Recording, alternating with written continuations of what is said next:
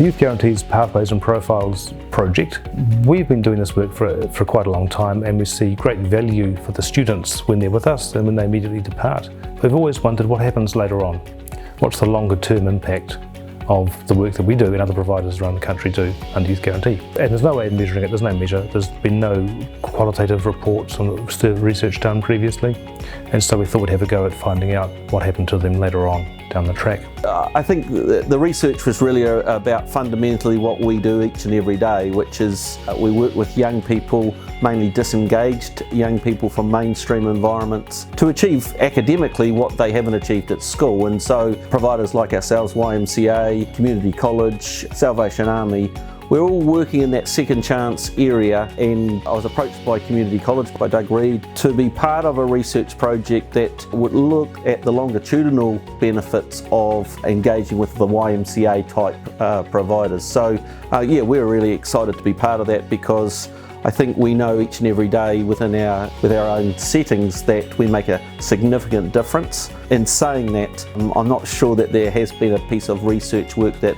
any of us can latch onto and really say, this is the difference we're making. It was really exciting for us to do a project and to work alongside a team who were keen to really get good quality data and also to really enable youth voice to be heard. We know that it's really valuable to enable pathways for young people to become meaningfully employed, whatever those pathways may look like. And we also know that for young people where the traditional school system has not been well suited to their needs, we also know that those young people tend to do less well in terms of getting into meaningful employment longer term. And so there is a real need to be able to do something in that area, but there's also a real need to understand what happens in the process when something is put in place. How well does it work for these young people?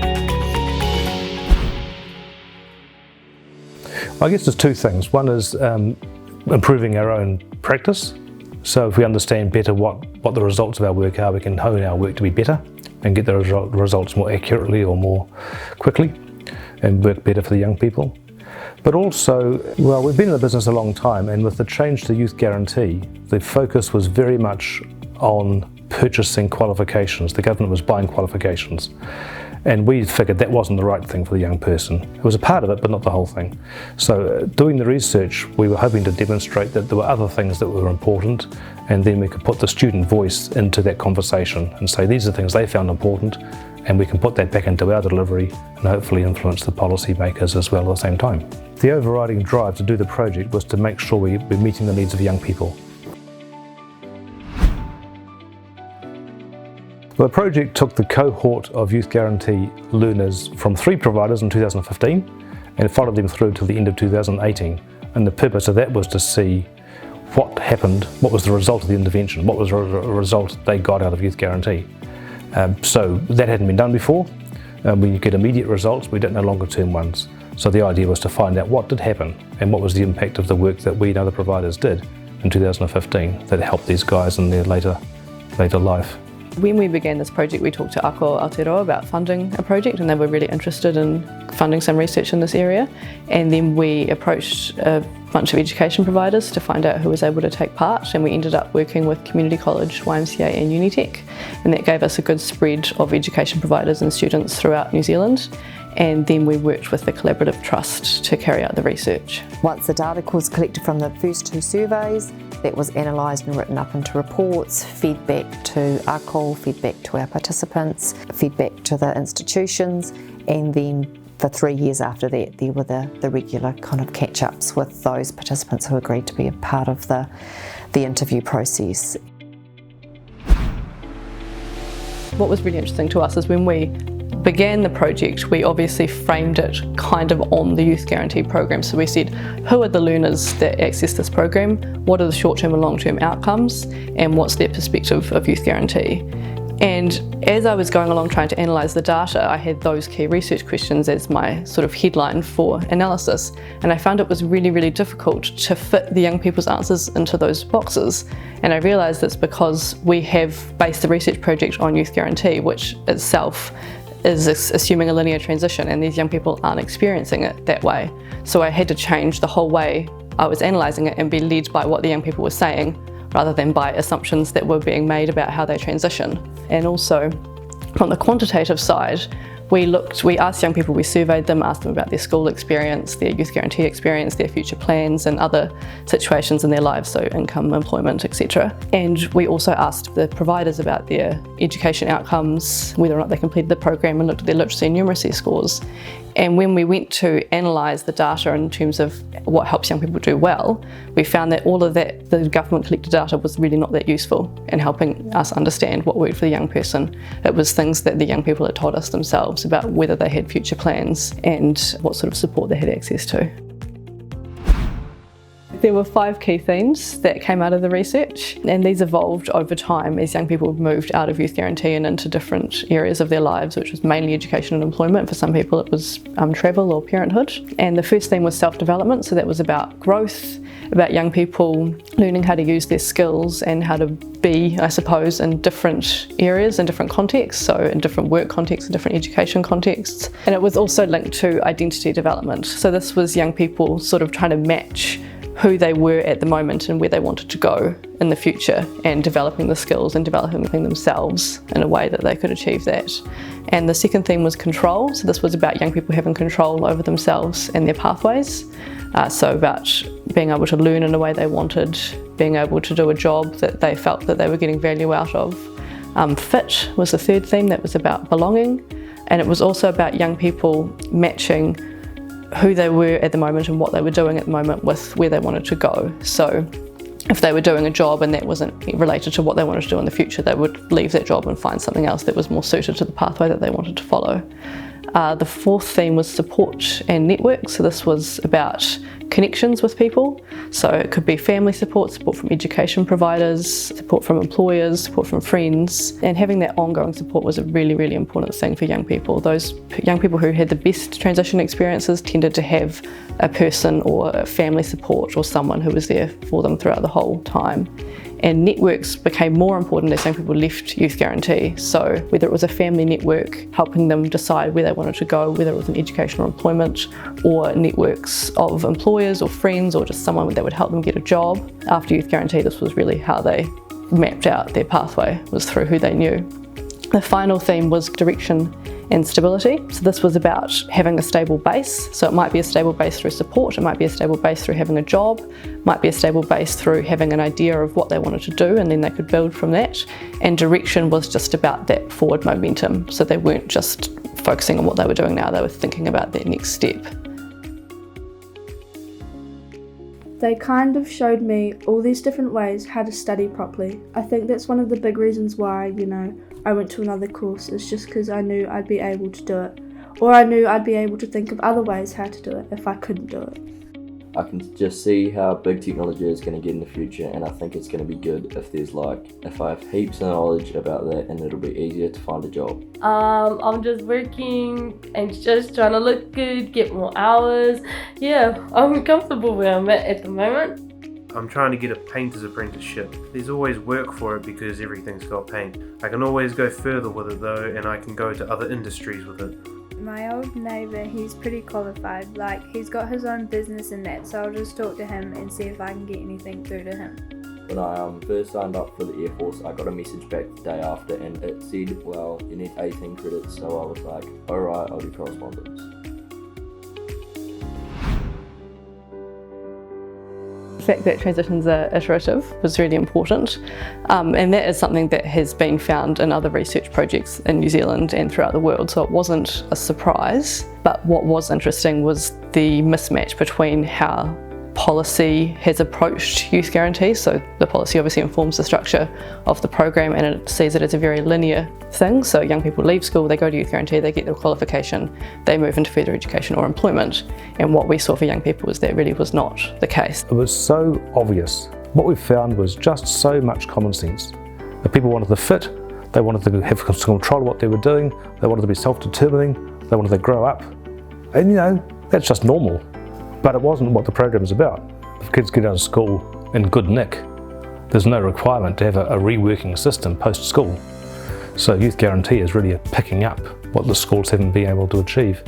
And that's not to do with what the schools can do, it's often to do with what the students state of their life is. They had a lot of other things going on in their lives, so other transitions, leaving home, getting into relationships, learning to drive, that sort of thing. And also they didn't just go into employment and that was it. They had different jobs, they changed their minds about what they wanted to do. The same with education, maybe once they got into education they realised it wasn't for them and changed pathways. So there was a lot of chopping and changing for young people. It wasn't just a straightforward pathway. The other key findings that we had were that transitions are non-linear, were that young people experience multiple transitions. So Youth Guarantee was just one of the experiences that young people had throughout the time that we were interviewing them. For some people, for most of them actually, it was quite an important experience, but it wasn't the only thing that influenced their outcome. Transitions were context dependent and were very complex, so you kind of couldn't separate the things that were happening in young people's lives. So what was working for one young person at a particular point in time might not work for that same young person at a different point in time, and it might not work for a different young person in that same situation. Identity development was really important as well. So while young people were going through these transitions, they were also figuring out who they are and who they wanted to be and where they fit in the world. So a lot of their choices throughout their transitions were linked to identity development. And the other thing that was really important was that skills were the most important thing that young people took away from Youth Guarantee. So the qualifications were the hook that got them in, because they did want to achieve and they wanted that qualification to show that they could do it. But looking at what they experienced throughout their transitions, it was the skills that helped them do well. So the people skills, communication, learning how to get along with other people, and then the technical skills that related to whatever job they were doing, so making coffee or IT skills and things like that.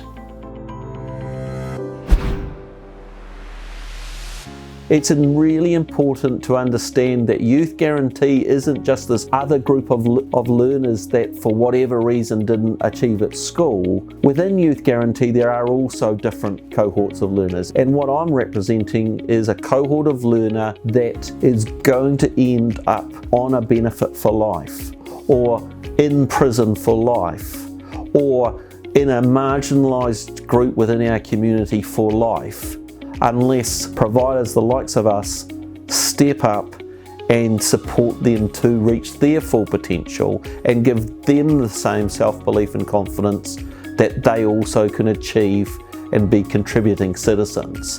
And I think that's one of the things that policymakers need to think about, is that Youth Guarantee funding doesn't necessarily look the same if it's delivered at my local polytechnic as it does being delivered alongside a YMCA or a community college. The cohort of learner is significantly different, with significantly different barriers to learning. And that might be academic, it might be economic, it might be family background, whānau family, whatever that might be. Those young people have the potential to achieve if the right resources are put alongside them to achieve, and YMCA and community college are living proof of being able to get those young people to academically achieve. Our mainstream environment told those young people they would never achieve, and that is not okay in a country that believes in equal opportunity. And I think Youth Guarantee in our cohort of learner really gives those young people hope. And I don't know what value you put on hope, but I can tell you that at this point in time, the money being invested in that cohort of learner is insufficient to reap hope. The world that these guys are entering, it's a whole different world than the world I entered, and the fact they haven't come out of school with qualifications doesn't degrade their possibilities at all, I don't think, and they've got as much potential as anyone else. And with the world of work changing so much, these guys have just got to get into it. So the best we can do is understand what their perspective is and try and work with that, because I don't know how it's going to be for them. And I just don't. I mean, jobs are coming and going all the time. I think giving these guys an opportunity to study, to be in a stable environment, to make some peer connections, come up with a qualification so they can see themselves with the future is really, really helpful. And this research says that is helpful, and there's a bit more to it as well. Transitions aren't predictable or linear for these young people. The idea that they can come into a program, get a qualification, NCA level 2, and then they're okay, is just not right. There's a whole lot more to it than that. And it's about the individual, it's about their circumstances, and about what they meet when they go out into the world there. So having such a narrow focused program is really not the answer. If we can get the policymakers to look more deeply into this research, that might inform the way they structure future policy around these youth interventions. That'd be ideal. It's quite hard to get to those guys and to convince them of things, and partly it's because the structure they work within. They've got accountabilities and responsibility for expenditure and that kind of thing, and limited resources. But I really think that the Youth Guarantee could do a whole lot more if it was better directed. I think these programs are really important for young people. I just think that they do need to be a bit broader in terms of the amount of young people they reach and also what they measure. I mean, it's fine to measure qualifications, obviously that is an important thing, and from an accountability perspective you do need to know whether or not people are completing the course and what they're getting out of it, but there is a lot more going on for young people. It's about distance travelled, so it's about the person they were when they started and the person they were when they finished, and it's about what they personally got out of it. Whether it's learning how to have better relationships, learning how to be more confident, have more respect for themselves, learning, I guess, self-control, so being able to take responsibility for themselves. All of those are the things that are going to help them do well in the future. And if they have a qualification as well, that's a bonus. So what I really want to see out of it is that young people are able to succeed in their terms. This has been a really valuable project to be a part of for many reasons. I think the project as a whole is a really good illustration of a collaboration between a group of researchers and a group of Youth Guarantee providers, and what it is an illustration of is the desire for both groups to really understand and enhance practice. And I think that that's something to be learnt from as well in terms of bringing together those sets of expertise to really allow a voice to be heard. But it's also just been an amazing project for me personally, and for us as an organisation to learn more about youth guarantees and the value of it, hearing the voices of young people and hearing their experiences from a grassroots level about what works for them, what we're doing well and how we could do better. And that's gold. You know, that information is gold from young people themselves. That's what we need to hear, and that's what we need to respond to. They know what works for them, and we need to be able to work alongside that.